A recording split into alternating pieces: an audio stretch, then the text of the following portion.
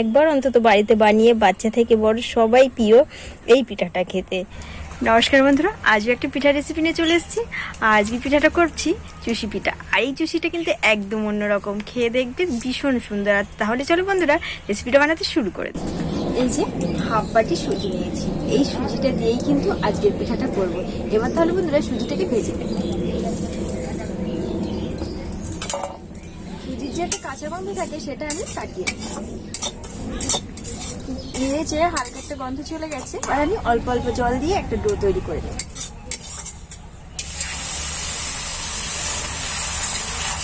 নিয়েছে ডোটাকে বানিয়ে নেব। ডোটা কিন্তু এই দেখো বন্ধুরা একদম রেডি হয়ে গেছে।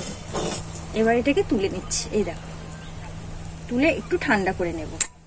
খুব ভালো করে সুজির ডোটাকে কিন্তু মেখে নিয়েছি, একদম শক্ত না, কিন্তু এইভাবেই কিন্তু রাখতে হবে। এবার আমি এর থেকে কিন্তু পিঠার আকারে সেট করে নেব।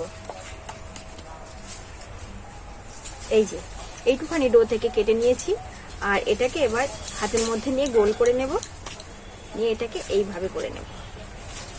আর এই পিঠাটা একদম সম্পূর্ণ আলাদা হতে চলেছে আজকে, দেখতে থাকো বন্ধুরা। এই প্রত্যেকটা পিঠাই আমি এইভাবেই তৈরি করে নেব। পিঠাগুলো কিন্তু একদম তৈরি করে নিয়েছি। এই দেখো, দেখতে কিন্তু দারুণ লাগছে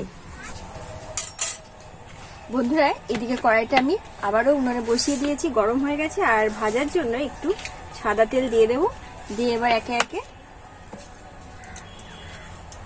এবার আমি পিঠাগুলোকে ভেজে নেব। তেলটা হালকা গরম হবে, তখনই ছাড়তে হবে।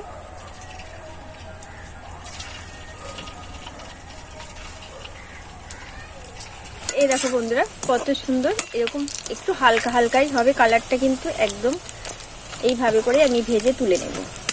এগুলো আমার ভাজা হয়ে গেছে, এই ব্যাচটা তুলে নেব। এই দেখো কি ব্যাচটা দিয়ে দিয়েছি, আর এটাকেও আমি হালকা হালকা ভেজে নেব।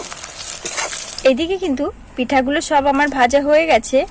এবার একটা রস তৈরি করবে, এর জন্য আমি কিছু পরিমাণে জল দিয়েছি, এক বাটি জল দিয়ে দিয়েছি। এই জলে আমি এই যে গুড় নিয়ে নিয়েছি, খেজুরের গুড়, এই গুড়টা এবার আমি দিয়ে দেব।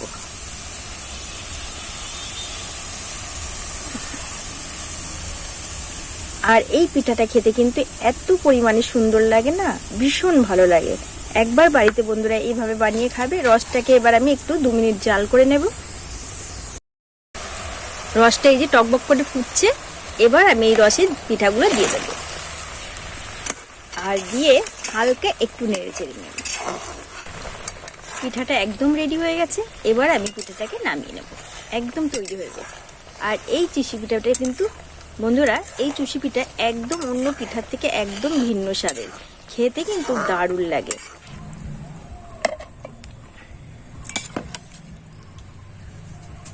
দারুণ স্বাদের এই পিঠা একদম রেডি হয়ে গেছে। এই দেখেন,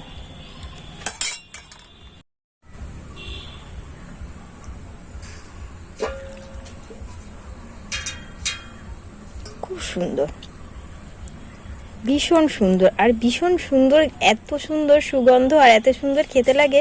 একবার অন্তত বাড়িতে বানিয়ে বাচ্চা থেকে বড় সবাই প্রিয় এই পিঠাটা খেতে। আর এই পিঠাটা এত টেস্টি হয় না বন্ধুরা, বড় থেকে পিঠাটাকে। আর কি নরম তুলতুল করছে বন্ধুরা, এই দেখো ভীষণ নরম।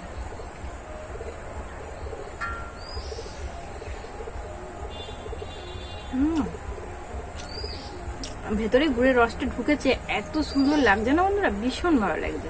একবার বাড়িতে বানিয়ে খাও, খেতে কিন্তু দারুণ। দারুণ লাগছে। আর বন্ধুরা আজ এখানেই রাখছি, দেখা হবে অন্য একটা রেসিপির সঙ্গে। সুস্থ থেকো, ভালো থেকো, সাবধানে থেকো।